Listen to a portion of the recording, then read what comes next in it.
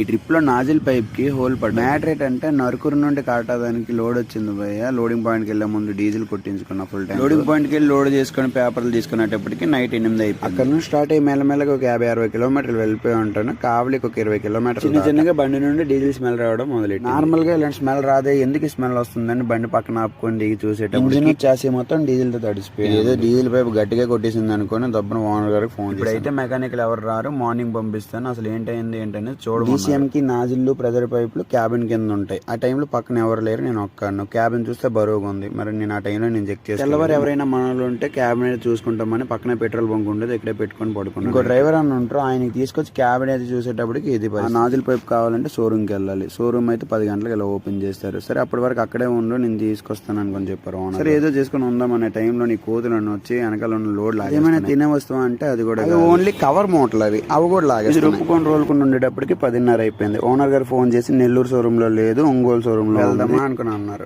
మరి ఓనర్ గారు నెల్లూరు నుండి ఇక్కడికి వచ్చి ఇక్కడ నుండి మళ్ళీ ఒంగోలు వెళ్ళి మళ్ళీ రిటర్న్ ఆయన నెల్లూరు వెళ్ళేటప్పటికి అప్ అండ్ డౌన్ ఏం లేదన్నా 250 కిలోమీటర్లు అయిపోతుంది. వద్దు సార్ నేనే వెళ్తాను అనుకుని నేనే వెళ్ళాను. వెళ్ళేటప్పుడు ఒక అన్లిఫ్ట్ ఇచ్చారు. ఒంగోలు వెళ్ళి ఆ పైప్ తీసుకొని నా బండి ఎక్కడ ఉంటుందో అక్కడికి వేరే ఒక బండి మీద వెళ్ళను. నేనే తీసాను కదా అనుకుని నేనే వేస్తాను. అది ఉంటుందో ఓడిపోతుంది దేవుడికి. పైప్ వేసుకుని అక్కడ నుంచి స్టార్ట్ అయ్యాను. మొత్తానికి ఈ ట్రిప్ వచ్చేసి నాకు 3 రోజులు అయిపోయింది. అక్కడ ఒక రోజు లోడింగ్, మధ్యలో ఒక రోజు ఉండిపోయింది. నెక్స్ట్ రోజు వెళ్ళి అక్కడ అన్లోడ్ చేసుకున్నాను. కాబట్టి మొత్తం 3 రోజులు అయిపోయింది. కొన్ని అన్ఎక్స్పెక్టెడ్ గా ఇలాంటివి జరుగుతుంటాయి. దీన్ని ఒక ఎక్స్పీరియన్స్ గా భావించుకొని వెళ్ళిపోవడం అంతే.